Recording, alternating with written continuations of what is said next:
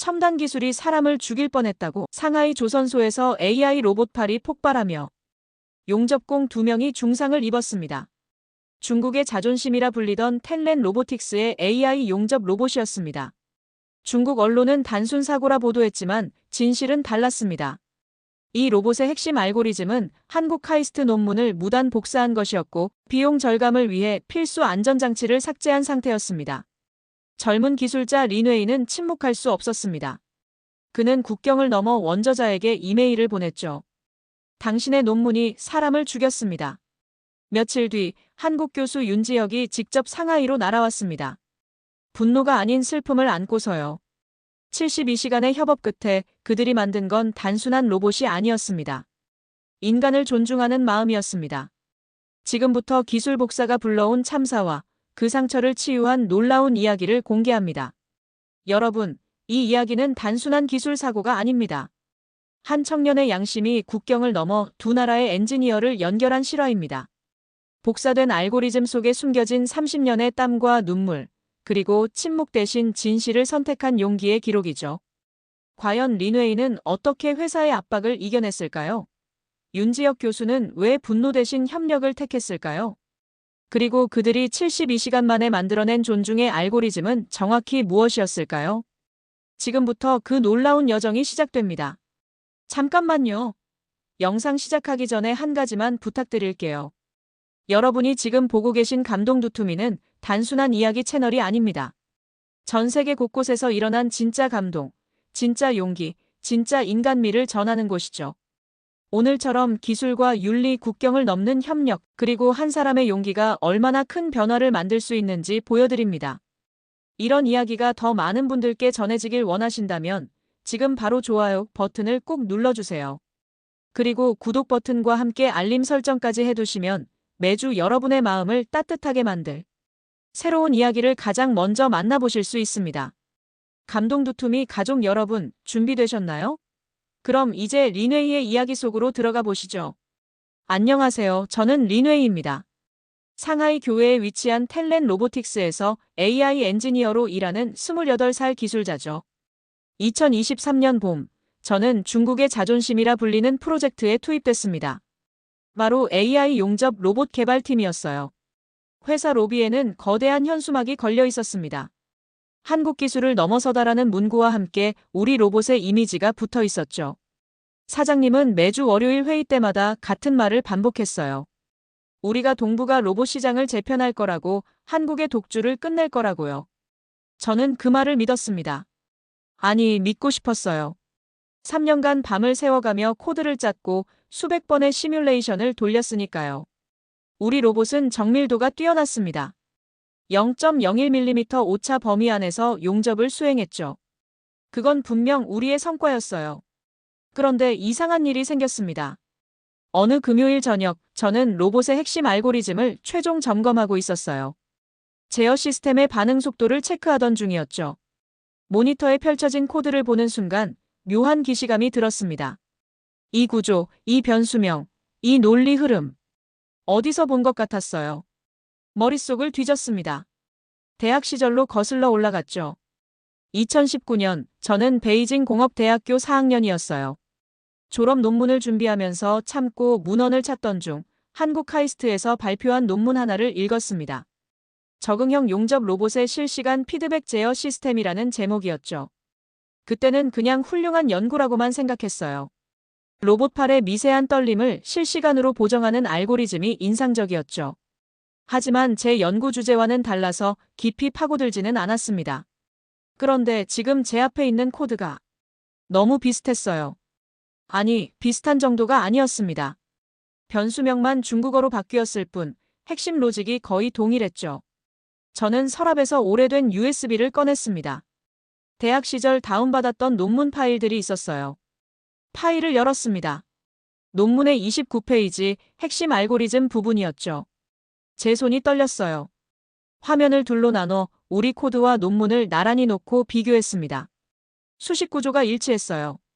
제어 파라미터 값도, 오차 보정 방식도, 심지어 예외 처리 순서까지 똑같았습니다. 저는 의자에 깊이 앉았습니다. 사무실은 텅 비어 있었어요. 시계는 밤 11시를 가리키고 있었죠. 에어컨 소리만 희미하게 들렸습니다. 저는 다시 코드를 들여다봤어요. 혹시 제가 착각한 건 아닐까 하는 희망을 품고요. 하지만 아니었습니다. 3시간 동안 분석한 결과 핵심 알고리즘의 96%가 그 한국 논문과 일치했어요. 나머지 4%는 단순히 중국 산업 규격에 맞춘 수정이었죠. 새벽 2시, 저는 사무실을 나왔습니다. 상하이의 밤거리는 여전히 불빛으로 가득했어요. 하지만 제 가슴속은 어두웠습니다. 우리가 한국 기술을 넘어섰다고? 그건 거짓말이었어요. 우리는 넘어선 게 아니라 복사했던 겁니다. 주말 동안 저는 잠을 제대로 이루지 못했습니다. 월요일 아침 출근길 지하철 안에서도 머릿속은 복잡했어요. 이걸 보고해야 할까요? 아니면 모른 척해야 할까요? 회사에 도착하자마자 팀장인 장 부장이 제 자리로 왔습니다. 그는 20잔 정도를 들고 있었죠. 저를 보더니 빙긋 웃었어요. 그런데 그 웃음이 예전과 달랐습니다. 뭔가 아는 듯한, 경고하는 듯한 느낌이었죠. 주말 잘 보냈나고 물었습니다. 저는 대충 고개를 끄덕였어요. 그가 제 어깨를 툭 쳤죠. 금요일 밤 야근한 거 알고 있다고 열심히 하는 건 좋지만 너무 깊이 파지는 말라고 했습니다. 무슨 뜻인지 알겠냐고 물었어요. 저는 알았습니다. 그들도 알고 있었던 거예요. 이 알고리즘이 어디서 왔는지를요. 그날 오후 저는 결심했습니다. 최소한 기술이사에게는 보고해야 한다고 생각했죠. 저는 분석 자료를 정리해서 이사실 문을 두드렸어요. 들어오라는 대답이 들렸습니다. 왕 이사는 50대 중반의 베테랑 엔지니어였습니다. 그는 제 보고서를 받아들고 천천히 읽었어요. 5분쯤 지났을까요? 그가 서류를 책상에 내려놓았습니다. 그리고는 저를 빤히 쳐다봤죠. 린웨이, 자네 똑똑한 친구야. 그래서 이 팀에 들어온 거고. 그런데 말이야, 똑똑한 사람은 때로 너무 많이 알면 안 돼. 왕 이사의 목소리는 낮았습니다. 협박도 아니고 충고도 아닌 그저 사실을 전달하는 톤이었어요. 저는 물었습니다. 그럼 이 알고리즘은 정말 우리가 개발한 게 아닌 건가요? 왕 이사는 한숨을 쉬었어요. 개발이라는 게 뭔가? 세상의 모든 기술은 어딘가에서 시작되는 거야. 중요한 건 우리가 그걸 중국 시장에 맞게 구현했다는 거지. 하지만 이건 표절 아닙니까? 제 목소리가 떨렸습니다. 왕 이사는 창밖을 바라봤어요. 저밖에 보이는 공장들, 저기서 일하는 노동자 3,000명, 그들의 가족까지 하면 10,000명이 넘어. 자네가 이 사실을 공개하면 회사는 무너지고 10,000명이 거리로 나앉는 거야. 저는 아무 말도 할 수 없었습니다. 왕 이사는 제 보고서를 서랍에 넣었어요. 그리고는 이렇게 말했죠. 자네는 이미 알고 있었어, 그렇지? 금요일 밤에 발견했을 때부터. 그런데 왜 주말 내내 고민했겠어? 답은 정해져 있었잖아. 이 사실을 나오면서 저는 무너지는 기분이었습니다. 복도를 지나는데 동료들이 보였어요. 모두 열심히 일하고 있었죠. 그들은 몰랐습니다. 자신들이 만드는 제품의 핵심이 어디서 왔는지를요. 아니, 어쩌면 알고도 모른 척하는 걸까요? 그날 저녁, 저는 다시 그 한국 논문을 펼쳤습니다. 저자는 윤지혁이라는 사람이었어요. 카이스트 기계공학과 교수였죠. 논문 말미에는 이런 문구가 있었습니다. 이 알고리즘은 30년간 현장에서 일한 용접공들의 손동작을 분석해 만들었습니다. 기계는 인간의 경험을 배워야 합니다. 저는 그 문장을 여러 번 읽었어요. 30년의 경험. 인간의 손동작. 우리는 그걸 몇 줄의 코드로 복사했습니다. 그 무게를, 그 시간을, 그 땀을 모두 지워버린 채로요. 다음 날 회의에서 사장이 발표했습니다. 다음 달에 첫 실제 현장 시연을 한다고요. 장수성의 대형 조선소였습니다. 그곳에서 우리 로봇이 실제 선박 용접 작업을 시연할 거라고 했어요. 성공하면 5천만 위안짜리 계약이 기다리고 있다고 했죠. 모두가 박수를 쳤습니다. 저도 손뼉을 쳤어요. 하지만 제 손에선 소리가 나지 않는 것 같았습니다. 2023년 6월 15일 장수성 난퉁시 조선소.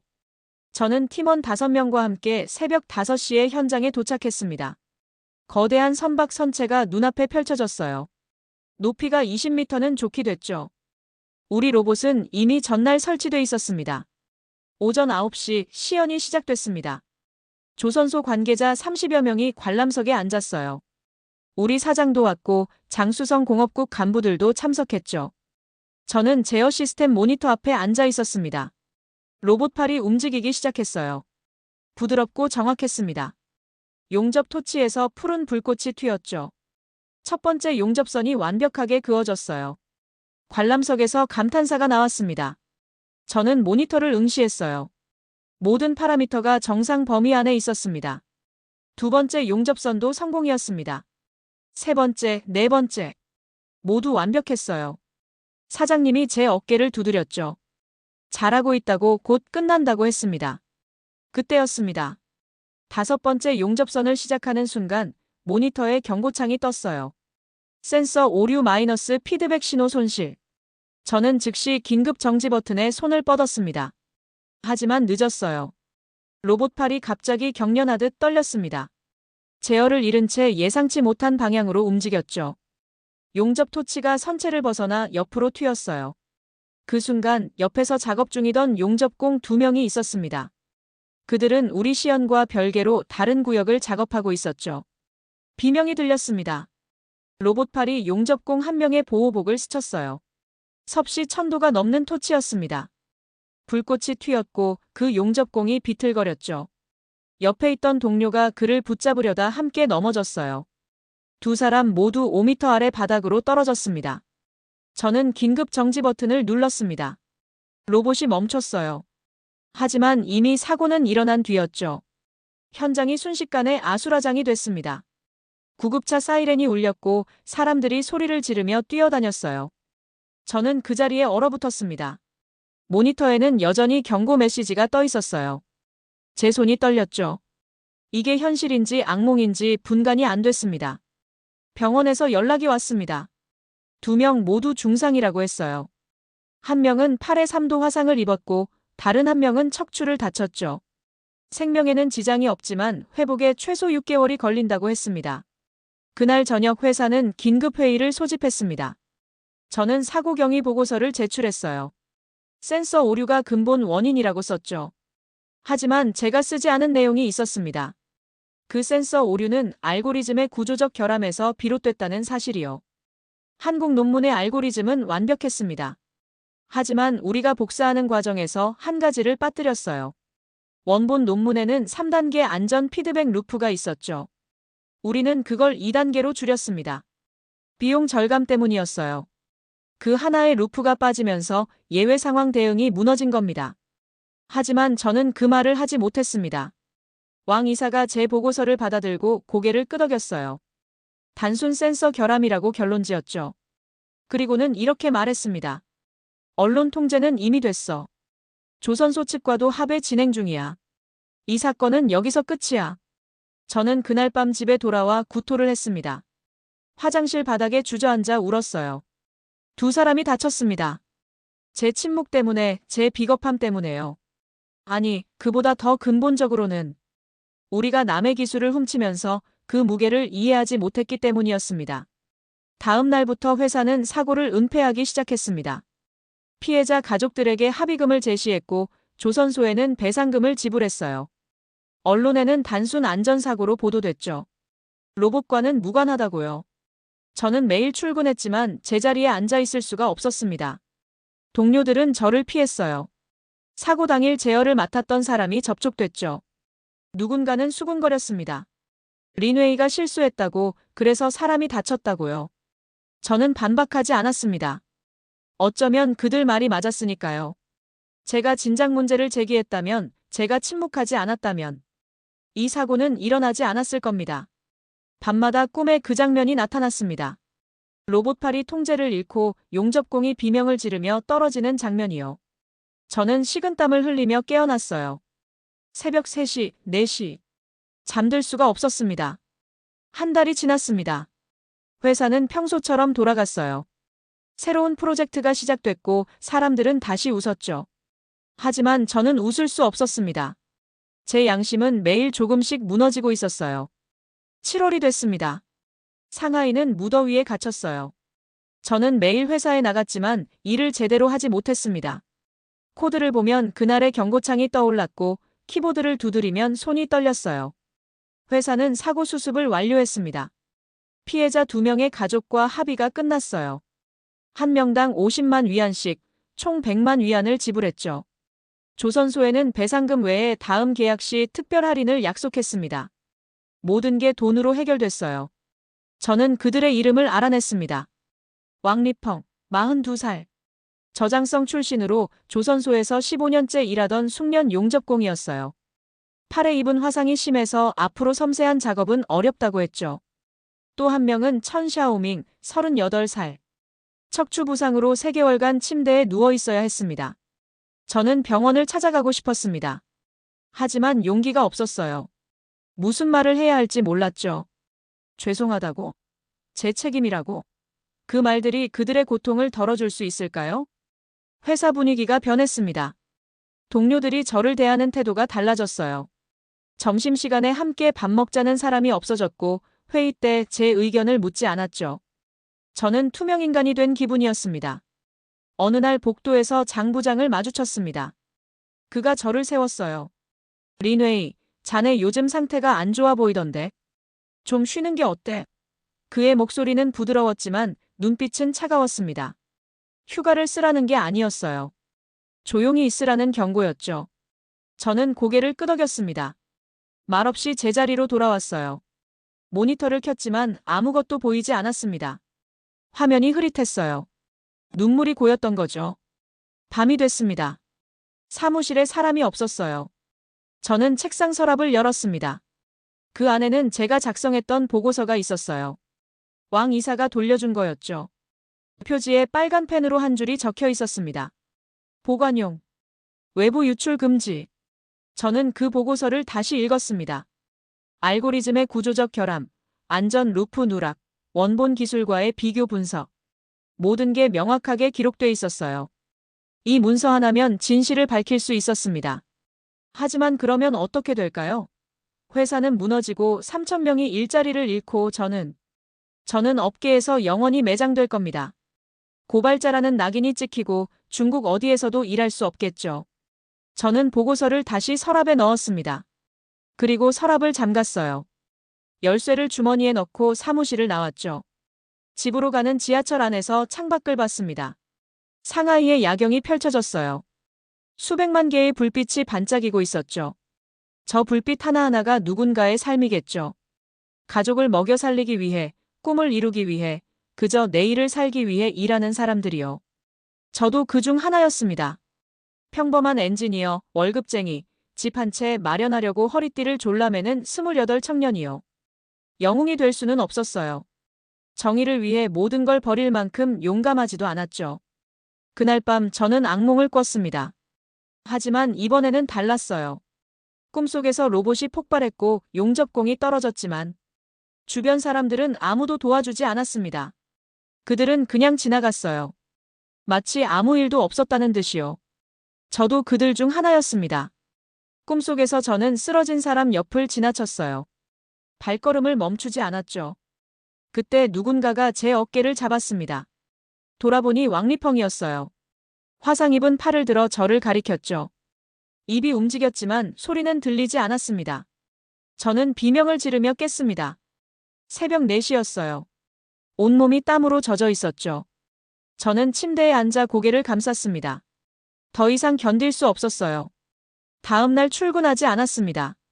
병가를 냈어요. 일주일 동안 집에만 있었죠. 아무것도 하지 않았습니다.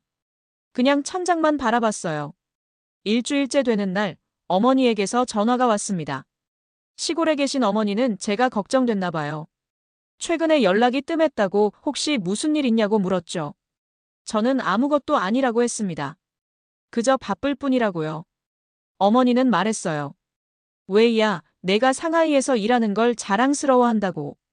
우리 집안에서 대학 나온 첫사람이잖니. 내 아버지가 살아계셨으면 얼마나 기뻐하셨을까. 내가 만드는 로봇이 나라를 빛낸다고 뉴스에서 봤어. 전화를 끊었습니다. 저는 소파에 주저앉았어요. 나라를 빛낸다고요. 저는 아무것도 빛내지 못했습니다. 그저 거짓말에 공모했을 뿐이에요. 8월 초 저는 결단을 내렸습니다. 더 이상 도망칠 수 없었어요. 매일 밤 악몽에 시달리고 거울 속 제 얼굴을 볼 수 없었죠. 이대로는 살 수 없었습니다. 저는 그 한국 논문을 다시 꺼냈습니다. 저자 윤지혁 교수의 이메일 주소가 적혀 있었어요. 카이스트 기계공학과 공식 메일이었죠. 저는 새 메일 창을 열었습니다. 무엇부터 써야 할지 몰랐어요. 손가락이 키보드 위에서 멈췄습니다. 10분, 20분. 1시간이 지났죠. 결국 저는 가장 솔직한 문장부터 시작했습니다. 윤지혁 교수님께. 저는 중국 상하이의 한 기술자입니다. 부끄러운 고백을 하려 합니다. 당신의 논문이 사람을 죽일 뻔했습니다. 저는 모든 걸 썼습니다. 우리 회사가 교수님의 알고리즘을 무단으로 사용했다는 것, 안전 루프를 생략했다는 것, 그로 인해 사고가 발생했다는 것, 회사가 이를 은폐했다는 것. 하나도 빠짐없이 적었어요. 메일 끝에 이렇게 덧붙였습니다. 저는 용서를 구하는 게 아닙니다. 다만 교수님이 알아야 한다고 생각했어요. 교수님의 30년 연구가 이렇게 더럽혀졌다는 걸요. 죄송합니다. 전송 버튼을 누르는데 5분이 걸렸습니다. 손가락이 떨렸어요. 이 메일을 보내는 순간 제 인생이 바뀔 거라는 걸 알았죠. 하지만 저는 버튼을 눌렀습니다. 메일이 전송됐습니다. 저는 노트북을 덮었어요. 그리고 처음으로 편하게 숨을 쉬었습니다. 오랜만에 제대로 숨 쉬는 기분이었죠. 하루가 지났습니다. 답장이 없었어요. 이틀째, 사흘째. 저는 매시간 메일함을 확인했지만 아무 소식이 없었습니다. 어쩌면 교수님이 무시한 걸까요? 아니면 스팸으로 분류됐거나요? 나흘째 되는 날 밤, 저는 거의 포기하고 있었습니다. 그때 알림음이 울렸어요. 새 메일이었죠. 발신자는 윤지혁이었습니다. 손이 떨렸습니다. 저는 메일을 열었어요. 짧은 내용이었죠. 린웨이 씨. 용기 있는 고백 감사합니다. 화가 나지 않습니다. 슬플 뿐입니다. 당신이 겪은 고통이 느껴집니다. 다친 분들께 직접 사과하고 싶습니다. 그리고 당신과 이야기하고 싶습니다. 제가 상하이로 가도 될까요? 윤지혁. 저는 화면을 몇 번이고 다시 읽었습니다. 화가 나지 않다고요? 오히려 상하이로 오겠다고요? 믿기지 않았어요. 저는 즉시 답장을 보냈습니다. 오실 필요 없다고, 제가 모든 책임을 지겠다고요. 하지만 윤 교수는 다시 답장했습니다. 이건 당신만의 책임이 아닙니다. 기술이란 게 그래요. 만든 사람과 쓴 사람 모두의 책임이죠. 다음 주 화요일 상하이에 도착합니다. 일주일이 순식간에 지나갔습니다. 저는 회사에 연차를 냈어요. 8월 15일 화요일, 저는 푸둥 공항에 나갔습니다. 도착 게이트 앞에서 기다렸죠. 오후 2시 승객들이 나오기 시작했습니다. 저는 긴장했어요. 어떤 사람일까요? 화난 표정일까요? 저를 비난할까요? 그때 한 남자가 보였습니다. 50대 초반으로 보이는 안경 쓴 사람이었어요. 캐리어를 끌고 나오더니 주변을 둘러봤죠. 저는 손을 들었습니다. 교수님? 그가 저를 봤습니다. 그리고는 웃었어요. 화난 것도 아니고 냉정한 것도 아닌 따뜻한 미소였습니다. 그는 제게 다가와 손을 내밀었죠. 린웨이 씨죠? 만나서 반갑습니다. 저는 악수를 받았습니다. 그 순간 눈물이 났어요. 참으려 했지만 멈출 수 없었죠. 죄송합니다. 정말 죄송합니다. 윤 교수는 제 어깨를 두드렸습니다. 울지 마세요. 우리 이제 시작해야죠. 함께 고쳐야 할 게 있잖아요. 저는 고개를 끄덕였습니다. 그날 저는 처음으로 알았어요. 용서란 상대가 주는 게 아니라 함께 만들어가는 거라는 걸요. 공항에서 나와 저는 윤 교수를 호텔로 안내했습니다. 시내 중심가의 작은 호텔이었어요. 그는 짐을 풀고 나서 제게 물었죠. 오늘 저녁 우리 회사 공장을 볼 수 있겠냐고요. 저는 당황했습니다. 공장이요? 그건 불가능했어요. 외부인 출입이 통제됐고 특히 사고 이후로는 더 엄격해졌죠. 하지만 윤 교수는 고집했습니다. 코드만 봐서는 안 된다고, 실제 로봇을 봐야 한다고 했어요. 저는 고민했습니다. 회사에 들어가려면 출입증이 필요했죠. 하지만 외부인을 동반할 수는 없었어요. 그때 한 가지 방법이 떠올랐습니다. 야간 점검이었어요. 매주 화요일 밤 9시 공장에서는 설비 정기 점검을 했습니다. 그때는 보안이 느슨했어요. 점검 인력이 드나들어서 문이 자주 열렸죠. 저는 윤 교수에게 제안했습니다. 오늘 밤 10시, 공장 뒤편 3번 출입구로 오라고요. 밤 10시, 저는 공장 뒤편에서 윤 교수를 기다렸습니다. 여름밤이었지만 바람이 차가웠어요. 10시 5분쯤 그가 나타났죠. 검은색 재킷을 입고 야구 모자를 눌렀었습니다. 저는 제 출입증으로 문을 열었어요. 경비가 물었죠. 야근이냐고요.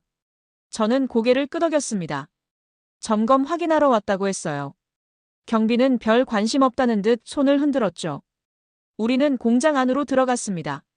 기계 소음이 들렸어요. 야간에도 일부 라인은 가동 중이었죠. 저는 윤 교수를 2층 연구실로 안내했습니다. 그곳에 사고를 일으킨 로봇이 보관돼 있었어요. 불을 켰습니다. 로봇이 눈앞에 나타났죠. 윤 교수는 천천히 다가갔어요. 로봇을 만지며 이리저리 살폈습니다. 20분쯤 지났을까요? 그가 제어 패널을 열었어요. 저는 컴퓨터를 켰습니다. 로봇의 내부 코드에 접속했죠. 윤 교수는 의자를 당겨 앉았습니다. 화면을 보더니 한숨을 쉬었어요. 여기군요. 그가 화면 한 부분을 가리켰습니다. 이 부분, 이게 문제예요. 저는 봤습니다.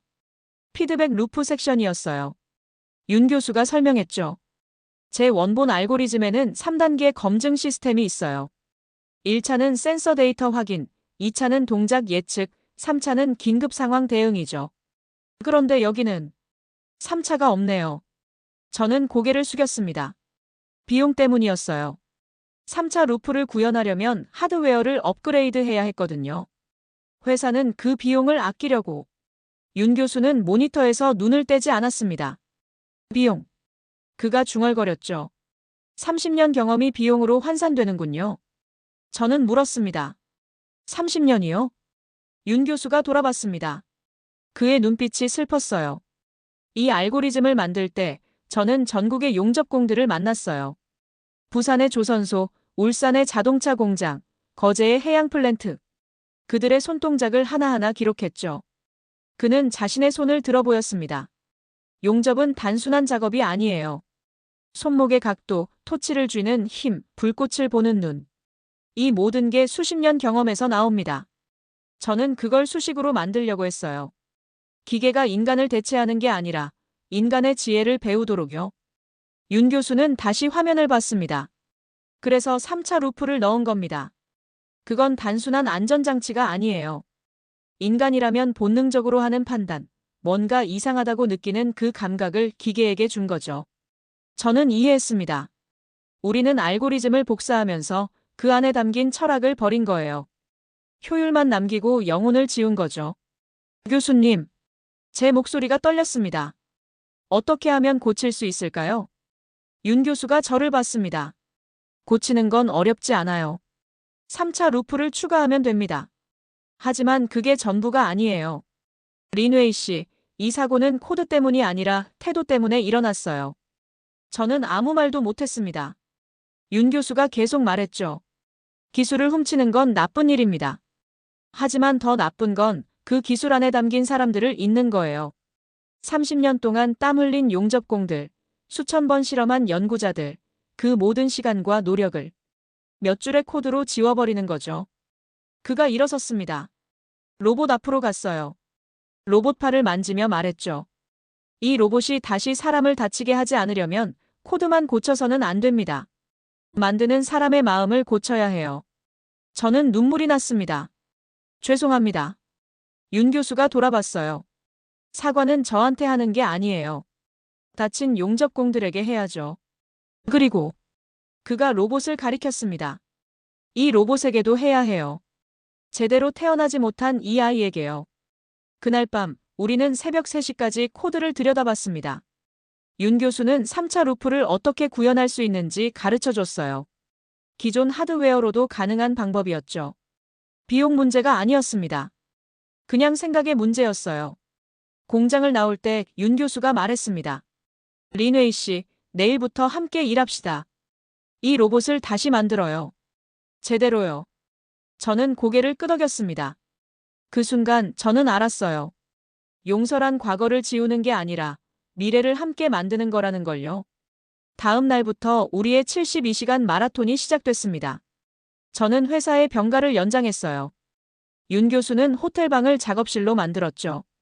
노트북 2대, 화이트보드, 그리고 커피가 전부였습니다. 첫 번째 과제는 3차 피드백 루프 설계였습니다. 윤 교수가 화이트보드에 다이어그램을 그렸어요. 여기 봐요. 1차와 2차 루프는 데이터 기반이에요. 센서 수치를 분석하죠. 하지만 3차는 달라요. 이건 패턴 기반입니다. 저는 물었습니다. 패턴이요? 네. 인간 용접공은 수치만 보지 않아요. 전체적인 흐름을 봅니다.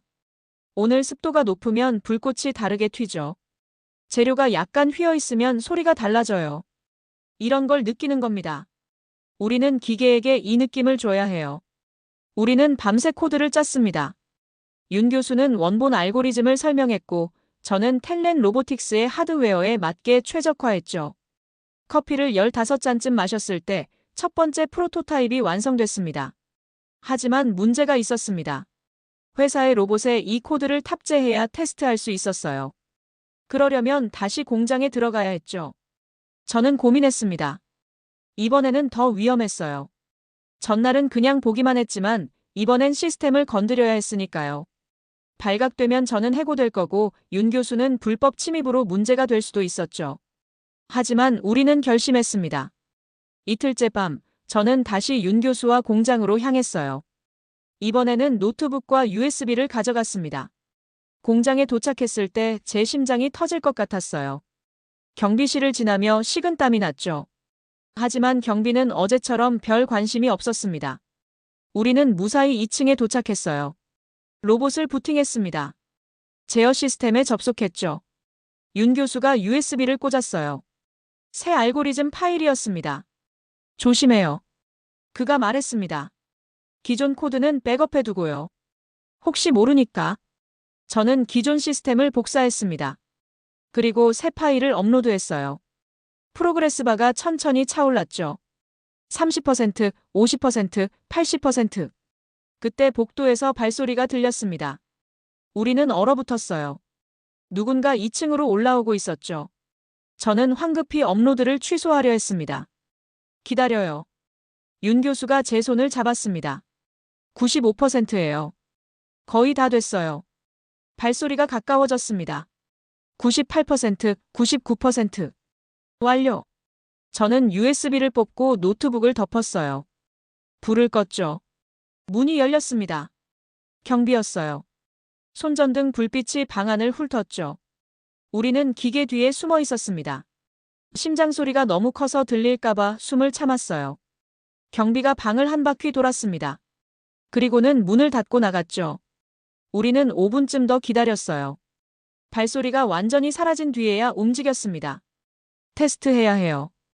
윤 교수가 속삭였습니다. 저는 고개를 저었습니다. 지금은 너무 위험해요. 내일 낮에. 내일은 늦어요. 그가 말을 끊었죠. 지금 작동하는지 확인해야 합니다. 만약 오류가 있으면 다시 와야 하는데 그럴 시간이 없어요. 그의 말이 맞았습니다. 윤 교수는 내일 모레 한국으로 돌아가야 했어요. 저는 컴퓨터를 다시 켰습니다. 로봇을 재부팅했죠. 시스템이 올라왔습니다. 새 알고리즘이 로딩됐어요. 저는 테스트 모드를 실행했습니다. 로봇팔이 천천히 움직이기 시작했죠. 처음에는 정상이었습니다. 부드럽고 정확한 움직임이었어요. 하지만 5초쯤 지났을 때 로봇이 멈췄습니다. 센서가 뭔가를 감지한 거죠.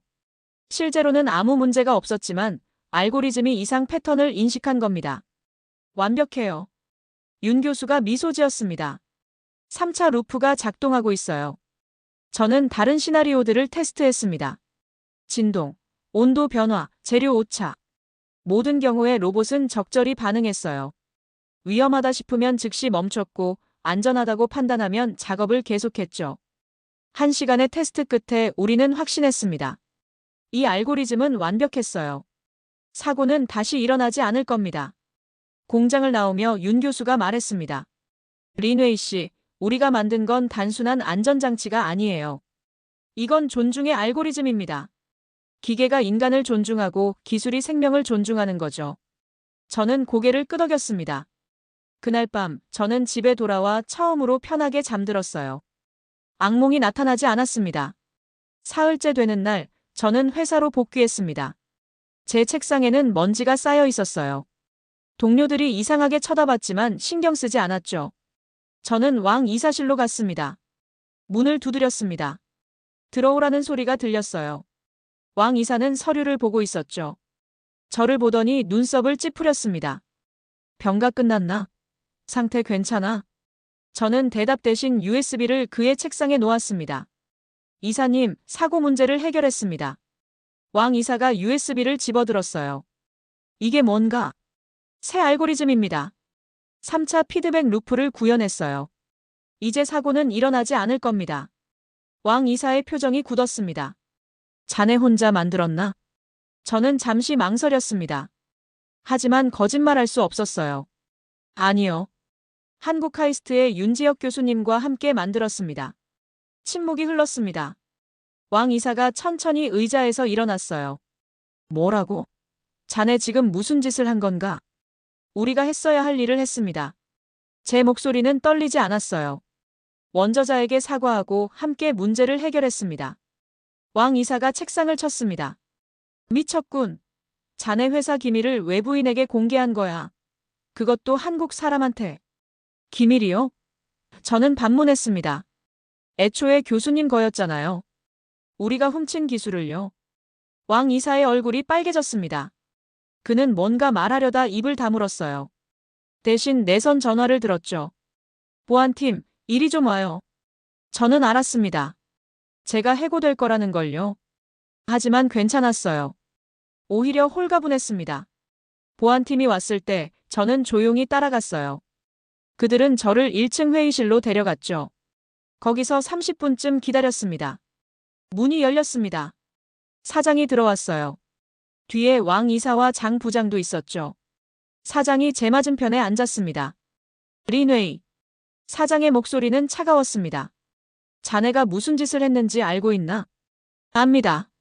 우리 회사를 배신한 거야. 외부인에게 핵심 기술을 넘긴 거지. 저는 고개를 들었습니다. 아닙니다. 저는 잘못을 바로잡았을 뿐이에요. 사장이 비웃었습니다. 잘못? 우리가 뭘 잘못했나? 기술 개발은 원래 이렇게 하는 거야. 배우고 모방하고 개선하는 거지. 그 과정에서 사람이 다쳤습니다. 제 목소리가 높아졌어요. 우리가 안전을 소홀히 했기 때문이에요. 비용을 아끼려고 필수 기능을 빼버렸죠. 사장의 얼굴이 일그러졌습니다. 하지만 뭔가를 생각하는 눈빛이었어요. 한참 뒤 그가 물었습니다. 그래서 그 새 알고리즘은 제대로 작동하나? 저는 놀랐습니다. 해고 통지가 아니라 기술 질문이었어요. 네. 테스트했습니다. 완벽하게 작동해요. 사장이 왕 이사를 봤습니다. 검증해봐요. 만약 린웨이 말이 맞다면. 그가 말을 끊었죠. 우리가 다시 고민해야겠어. 이틀 뒤 회사는 공식 발표를 했습니다. 텐렌 로보틱스가 카이스트와 기술 협력 계약을 맺었다고요. 기존 알고리즘 사용에 대한 라이선스 비용을 지불하고 향후 공동 연구를 진행한다는 내용이었죠. 언론이 들썩였습니다. 중국 기업이 한국 대학과 손잡다니 이례적인 일이었어요. 하지만 업계 반응은 긍정적이었습니다. 정직한 협력이라고, 이게 진짜 기술 발전이라고 평가했죠. 한 달 뒤 장수성 조선소에서 두 번째 시연이 있었습니다. 이번에는 달랐어요. 윤 교수도 참석했고 피해자 2명도 초대됐죠. 왕리펑은 아직 팔을 완전히 쓸 수 없었지만 왔습니다. 천 샤오밍은 휠체어를 타고 나타났어요. 시연 전, 저는 그들 앞에 섰습니다. 사람들이 지켜보는 가운데 저는 무릎을 꿇었어요. 죄송합니다. 제 책임입니다. 왕리펑이 저를 일으켰습니다. 일어나요. 당신만의 잘못은 아니에요. 그의 목소리는 부드러웠습니다. 중요한 건 당신이 바로잡으려 했다는 거죠. 시연이 시작됐습니다. 로봇팔이 움직였어요. 부드럽고 정확하고 안전했습니다. 중간에 센서가 이상을 감지했을 때 로봇은 즉시 멈췄죠. 완벽한 작동이었어요. 관람석에서 박수가 터졌습니다. 윤 교수가 제 옆에 섰어요. 우리가 만든 건 단순한 로봇이 아니에요, 린웨이 씨. 저는 물었습니다. 그럼 뭔가요? 인간을 닮은 마음이에요. 그가 로봇을 가리켰습니다. 기계가 인간처럼 조심하고 걱정하고 배려하는 거죠. 이게 진짜 인공지능 아닐까요? 저는 고개를 끄덕였습니다. 그날 저는 깨달았어요. 기술의 진보는 더 빠르고 강한 기계를 만드는 게 아니라 더 따뜻하고 책임감 있는 기계를 만드는 거라는 걸요. 6개월 뒤, 저는 회사의 새로운 프로젝트 리더가 됐습니다. AI 윤리 개발팀이었어요. 우리는 단순히 기술을 개발하는 게 아니라 기술이 사람을 어떻게 대해야 하는지를 연구했죠. 윤 교수는 지금도 한 달에 한 번씩 상하이를 방문합니다. 우리는 함께 세미나를 열고 학생들을 가르쳐요. 중국과 한국의 젊은 엔지니어들에게 말하죠. 기술은 도구가 아니라 책임이라고, 복사와 창조는 다르다고요. 왕리펑과 천 샤오밍은 회복했습니다. 완전하진 않지만 일상으로 돌아갔어요. 저는 그들을 정기적으로 만납니다. 커피를 마시며 이야기를 나누죠. 그들은 제게 말했습니다. 가장 중요한 건 용서가 아니라 변화라고요. 오늘 저는 새로운 로봇 앞에 서 있습니다. 모니터에는 코드가 펼쳐져 있어요. 복잡한 알고리즘, 수백 개의 변수, 수천 줄의 명령어. 하지만 저는 이제 압니다. 이 모든 것이 결국 하나를 위한 거라는 걸요. 인간을 존중하는 마음. 그게 전부입니다. 린웨이와 윤지혁 교수의 이야기 어떠셨나요? 한 사람의 용기가 만든 72시간의 기적이었습니다. 기술을 복사하는 건 쉽습니다. 하지만 그 안에 담긴 30년의 땀과 인간을 향한 존중까지 복사할 수는 없죠. 린웨이는 침묵 대신 진실을 선택했고 윤지혁은 분노 대신 협력을 선택했습니다. 그 결과 탄생한 건 단순한 로봇이 아니었습니다. 인간을 닮은 마음이었죠. 이 이야기가 우리에게 남긴 질문은 이겁니다. 여러분이라면 어떤 선택을 하시겠습니까? 안전한 침묵일까요? 위험한 진실일까요? 그리고 기억하세요. 진짜 기술 발전은 더 빠른 기계가 아니라 더 따뜻한 마음을 가진 기계를 만드는 것임을요. 여러분, 이 이야기가 마음에 와닿으셨다면 좋아요 버튼으로 감동을 나눠주세요.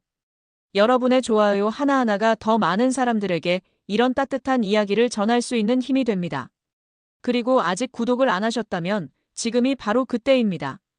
감동 두툼이는 매주 전 세계에서 일어난 진짜 감동, 진짜 용기, 진짜 변화의 이야기를 가져옵니다.